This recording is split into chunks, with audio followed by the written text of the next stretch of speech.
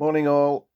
Saturday morning, 9:15. Welcome to what is not the Saturday preview with me, David Massey, because of course we've got no racing in England or Scotland today, or Wales. There's racing over in Ireland, over at Thurles, and that's going to be on ITV. But I'm not going to sit here and pretend to I'm an expert on Irish racing. I don't watch a lot of Irish racing, to be honest. I tend to stick to the stuff this side of the Irish Sea, to be perfectly honest. If it was 5 races from Plumpton today or 5 races from Fontwell, I'd be in my element, but it's not.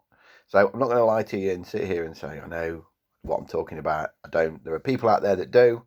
There's some really good Irish experts out there.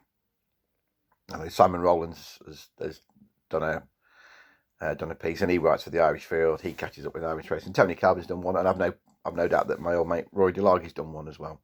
So you're better off following what they're saying than you are me. It's just really, this is going to be a short video basically to say thank you. Thanks for watching the Saturday videos over these last sort of couple of years.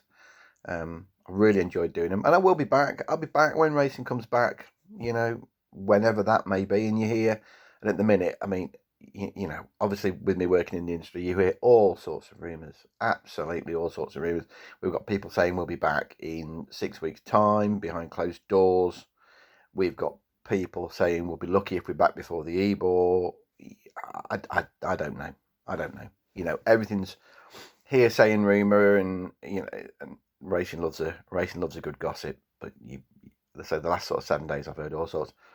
These are going to be difficult times for us freelancers, anyone self-employed really, not just in the racing business, but if you're self-employed for a living, these next few months are going to be very difficult. We're still sort of a little bit unsure as to exactly what sort of help we're going to get. Really, the government's announced plenty of help for people that are staying at home that are employed, but self-employed people at the moment still a little bit of still seems some doubt as to exactly what it is that we qualify for.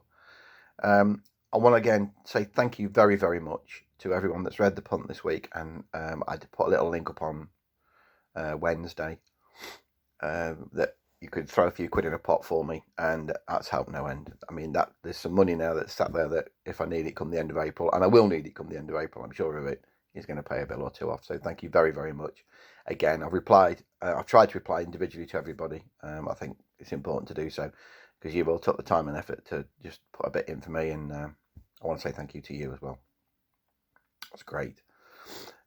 In terms of where we go from here with the Saturday previews, as I say, the videos, I think I'm going to knock on the head for the time being. As far as the Daily Punt goes, I may just put something on there once a week. I think I'm going to just put some interesting article for you to read, something that's happened. I'm also trying to get the good lady to perhaps do an article on bloodstock. That's her field of expertise. I'm trying to sort of twist her arm into doing that, and do a couple of interesting articles.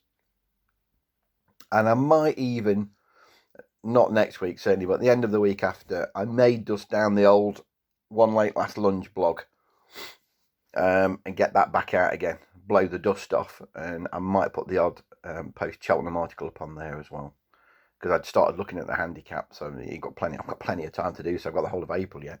So sort of going back and looking at each of the Cheltenham handicaps and horses that I'd want out of that for next season. I'm already trying to get a few quid on Vindication for the Gold Cup, I think next year, and I covered the Brand Advisory off on Friday as well, and I think there's a couple in there that'll be very interesting come the time of the Bet Victor next November. So as I say, keep an eye out on my Twitter feed. I think, as I say, I'll dust the old blog down and start using that as well, I think, to do a bit of writing on.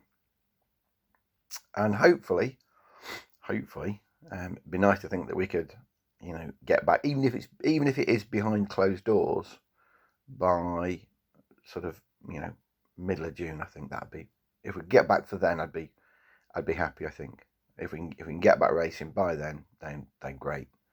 Fingers crossed, and we can get some meetings back on. That'd be wonderful. Stay safe, guys. We're self-isolating here for the week, not because I've got any symptoms at all. I haven't. I'm absolutely fine. But after I was at.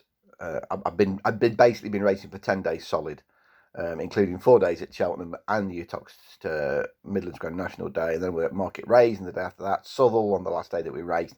So I basically took the decision to self-isolate. I thought there's no way I can be out all that time and I've not come into contact with somebody that's got it.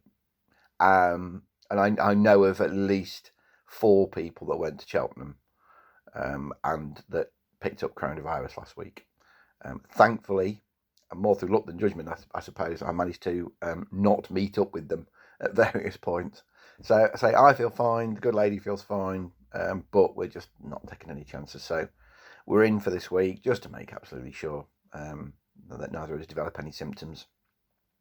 Getting a bit of fresh air every day. At least the weather's turned decent, so we can get a good walk in every day.